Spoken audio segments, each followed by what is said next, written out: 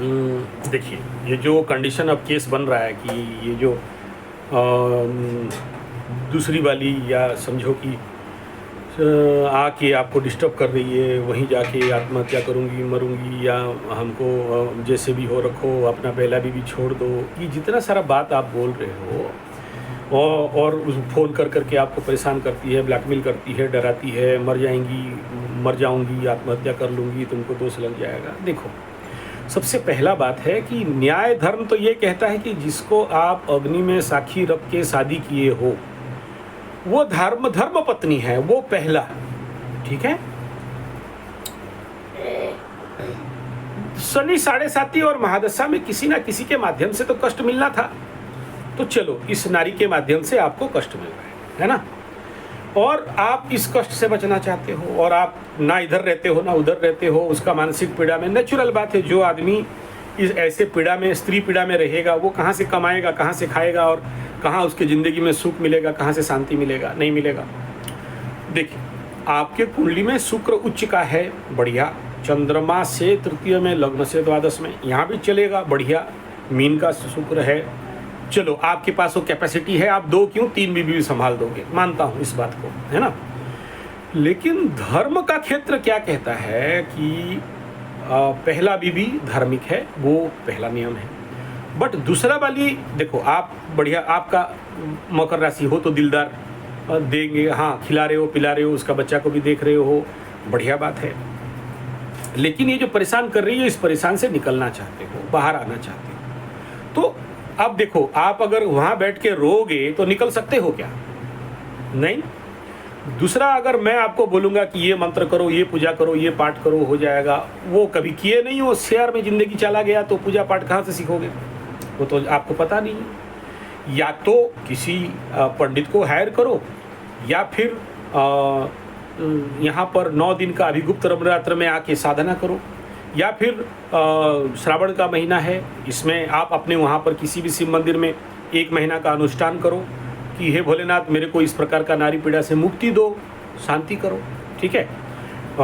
तो 30 दिन का 30 रुद्राभिषेक या 9 दिन, ये जो नवरात्र है, खर्चा तो होगा ज़रूर, मैं मना नहीं कर रहा हूँ, ठीक है। और नहीं तो फिर मैं जो रेमेडीज़ बताऊँगा, उस रेमेडी के अनुसार आपको, ये छोटे छोटे हैं लेकिन काम देते हैं, तो उस हिसाब में आपको काम करना है।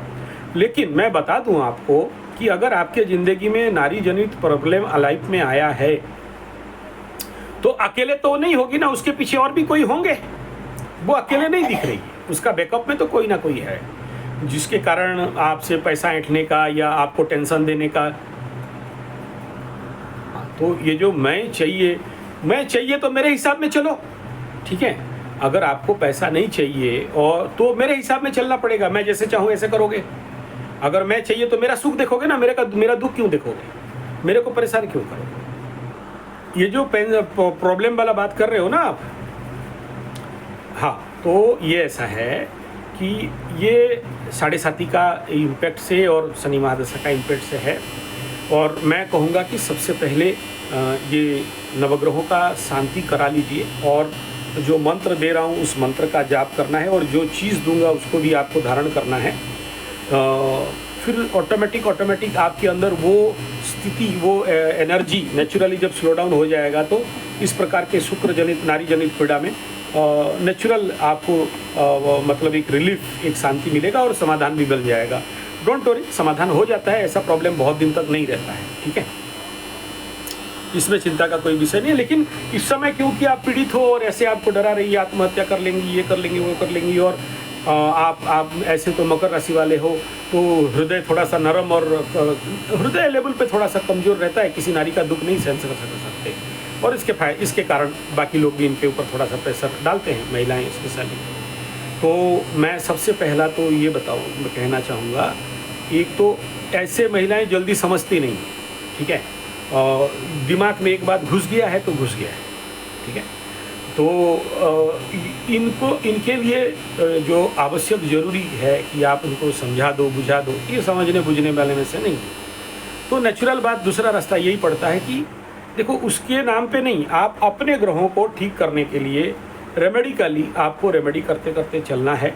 आप देखना, एक टाइम आएगा जहाँ ये प्रॉब्लम ऑटोमेटिक दूर हो जाएगा। ठीक है। और ये आत्महत्या में डरना नहीं, कोई ऐसा नहीं है। याद रखना, जिसको मरना है वो कभी नहीं बोलेगा कि मरूंगा, ठीक है। वो मर जाएगा, फटाक खत्म, ठीक है। और तीसरा ये है कि जिसका आयु है, जिसका उम्र है, वो तो कभी नहीं मरने वाली है। वो ना जहर खा ले, रस्सी ढाल के जहर खा के अपने ऊपर किरासिन पे घासलेट पेट्रोल डाल के आग भी लगा दे तो मैं देखा हूँ आदमी जिंदा है। मेरे पास तो आप जैसे हजारों केस आते हैं, ठीक है ना। एक लड़की अपने ऊपर पूरा पेट्रोल डाल दी, आग जल गई, 36% बर्न यार्ड, 9 महीना तक पड़ी रही, तो जिंदा है, ठीक है। उसके बाद वहाँ से निकली, फिर बोले मेरा तो मुंह पुड़ जल गया है और क्या करें, फिर रस्सी लेके मरने के लिए कोशिश की, घर में रस्सी लगा के, ठीक है। झूल भी गई थी, लेकिन पता नहीं उसको उतारे तब तक उसको हॉस्पिटल में एडमिट किए, 5-6 दिन, फिर ठीक हो गई। फिर वहाँ से निकली, जहर खा गई, जहर खा के फिर मरने का कोशिश की, फिर 6 महीना तक हॉस्पिटल में एडमिशन, और क्या क्या अंदर दानादार जैसे टेबलेट के उसके अंदर फूट फाट गया था, फिर ठीक हो गई, ठीक है। उसके बाद नदी में कूदने के लिए गई, नदी में कूदी, आगे फिर जाके वो फायर वाले उसको पकड़ के लाए, 2-4 घंटा बेहोश रही, उसके बाद वो ठीक हो गई। तो जिसको नहीं मरना है, कितना भी कोशिश कर ले, नहीं मरेगी। और जिसको मरना है वो तो 1 मिनट में मर जाएगी, बोलेगी थोड़ी कि मरना है बोल के। हाँ, ये तो मेंटल टर्चर है, सीवियर टर्चर है। लेकिन मैं पहला तो देखो, आप डरो मत, डर रहे हो बोल के प्रॉब्लम है कि नहीं। और जिसका भी राहु चंद्रमा को देखे या शनि चंद्रमा को देखे या लग्न को देखे, तो उसके पर्सनालिटी में थोड़ा सा भय रहता है। और इस भय से तो पहले बाहर निकलो, देखा जाएगा जो होगा, गट्स के साथ चलो, बात देखेंगे कौन बेबी हट अब, ठीक है। वो ताकत लगाओ, ये समय रहता है, आदमी के अंदर भय, फियर, फोबिया रहता है। और दूसरा ये है कि ऐसे महिलाएं जो आप बता रहे हो ना, ये लोग उसके पास से अगर कुछ खा लिए हो, खिला पिला दिया है, तो इनको पता रहता है सब ऐसे कंडीशन में।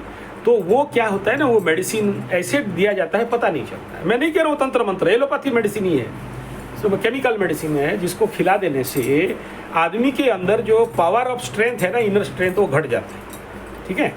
और वो ऑटोमेटिक डरने लगता है, भयभीत हो जाता है, उसके पास स्ट्रेंथ नहीं रहता है, ताकत नहीं रहता है। तो वो एक फोबिया टाइप कंडीशन बनता है, साइकेटिक मेडिसिन है ये, ठीक है।